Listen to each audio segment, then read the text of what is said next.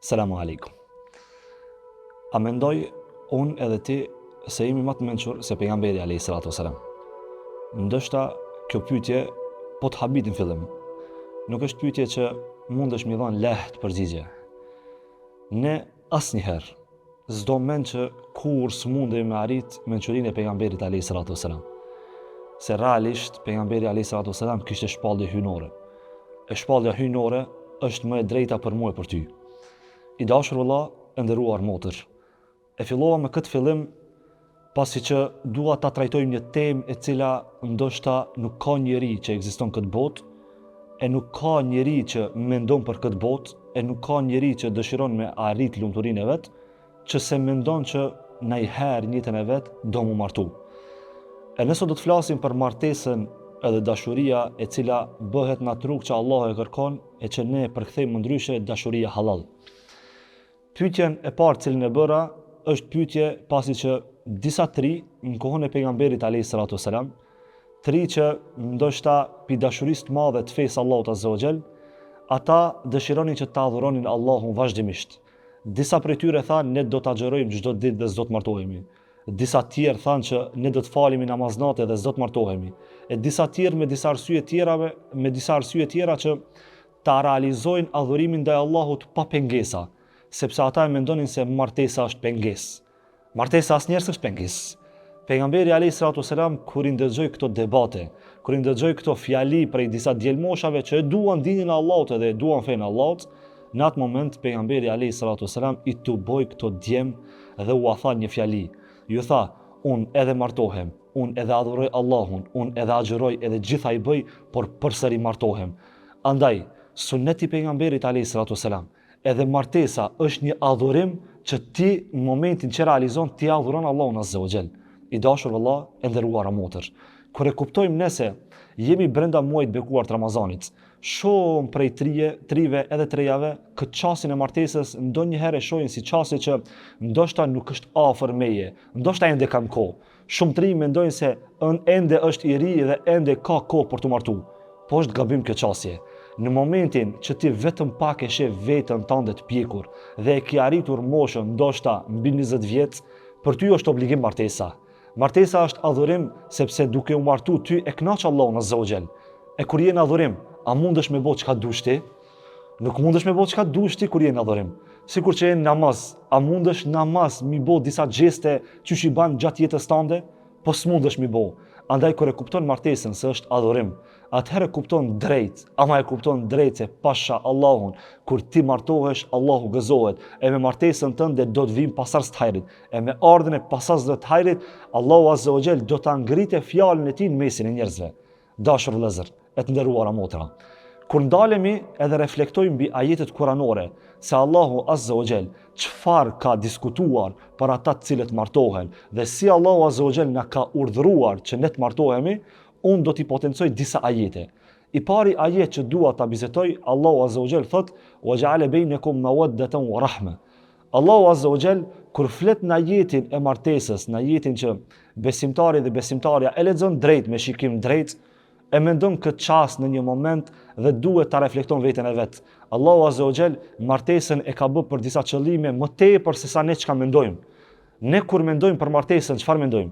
Mendojmë vetëm për dashuri, po është gabim kjo çastje ta mendosh se duhet mendosh vetëm për dashuri. Allahu azza wa jall kur flet për martesën i jep dy komponente shumë të mëdha dhe shumë decide.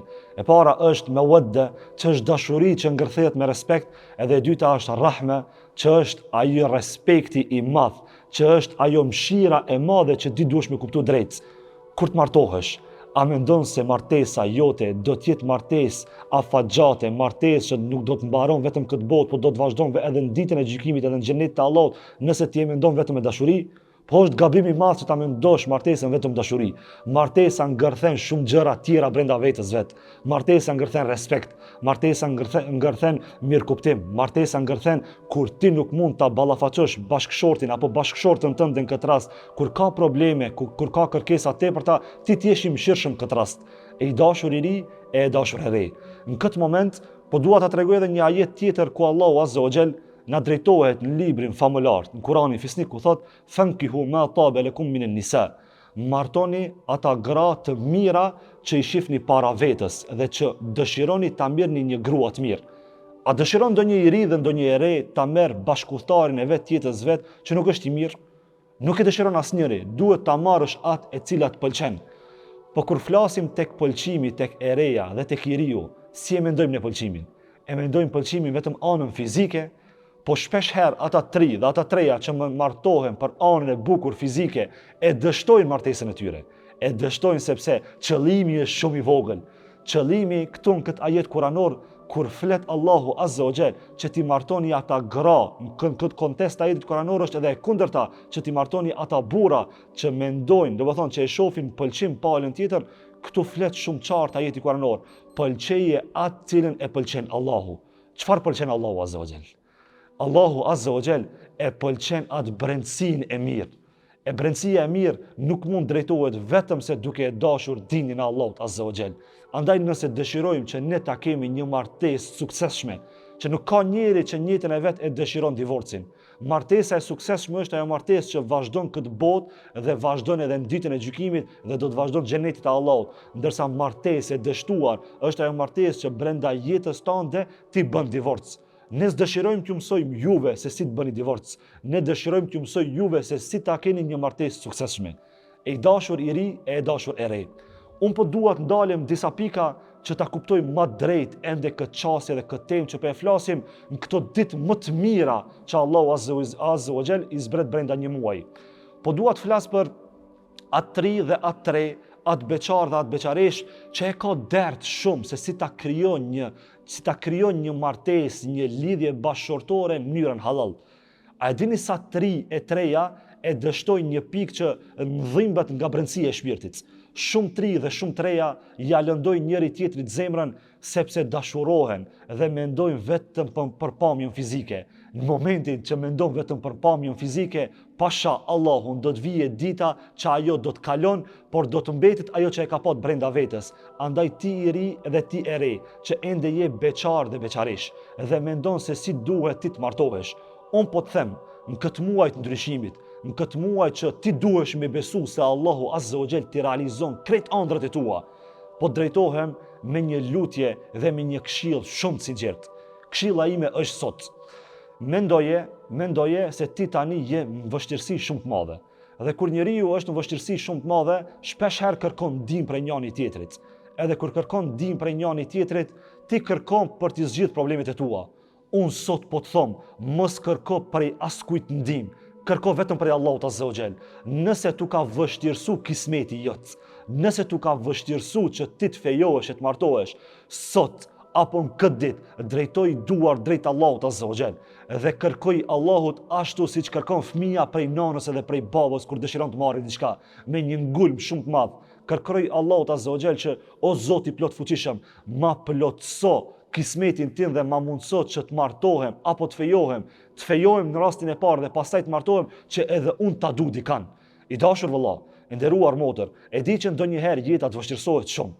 E di që ndoshta ndonjëherë ti e mendon më ndryshe jetën, po kuptoj e drejt se Allahu Azza wa Jall është ai i cili do t'i hap çdo dyrë tëndën që tu ka mbyll për kismetin tënd. Andaj, ne duhet ta kuptojmë drejt një çështje. Ne duhet ta kuptojmë se dini Allahu Azza wa Jall i ka zgjidhur gjitha problemet, i ka zgjidhur gjitha hallet që ti ndoshta i sheh se nuk mund zgjidhen jetën tënde. E unë dua t'i jap disa zgjidhje që ti duhesh mi bëu realisht në jetën tënde. Ti i cili ende je beqar apo ti i cili je i martuar.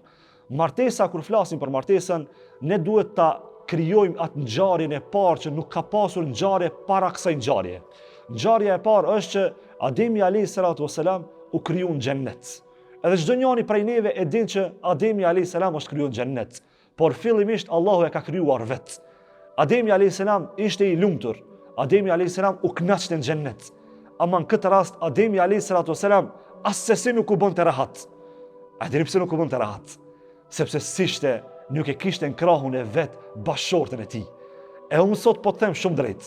Nëse do me qenë rahat në jetën tënde, nëse do me qenë rahat në familjen tënde, nëse do me qenë rahat që të jetosh shumë i qetë, do të thonë në jetën tënde që e ke para vetës, duhesh më martu.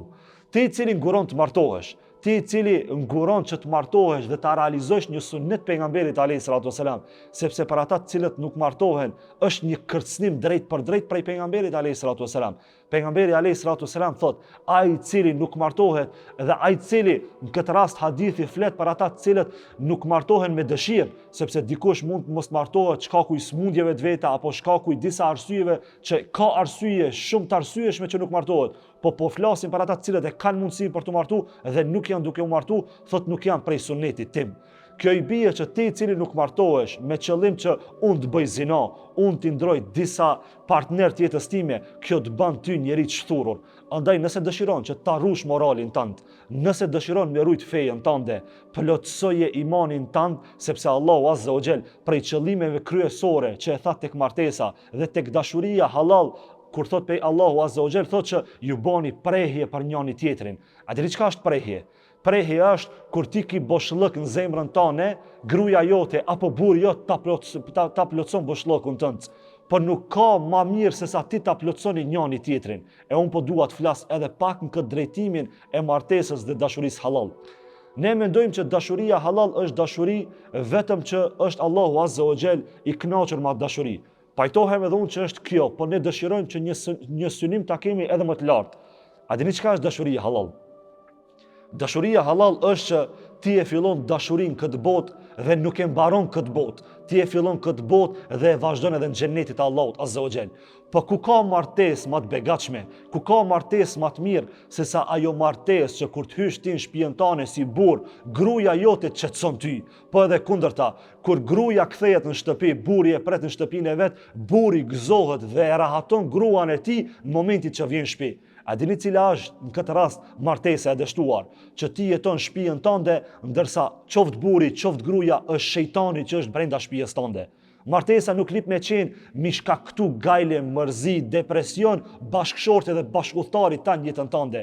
Ti si grua që nuk e qetëson burrin tënd me fjalë të mira kur kthehet prej punës, prej angazhimeve të veta, kuptoje drejt se nuk je duke jetuar një martesë të rehatshme, një martesë që e kërkon Allahu Azza wa Jall. Allahu po thotë që qetësia është mes atij çifti që është martuar në momentin kur ata e gjejnë prehjen te njëri tjetri.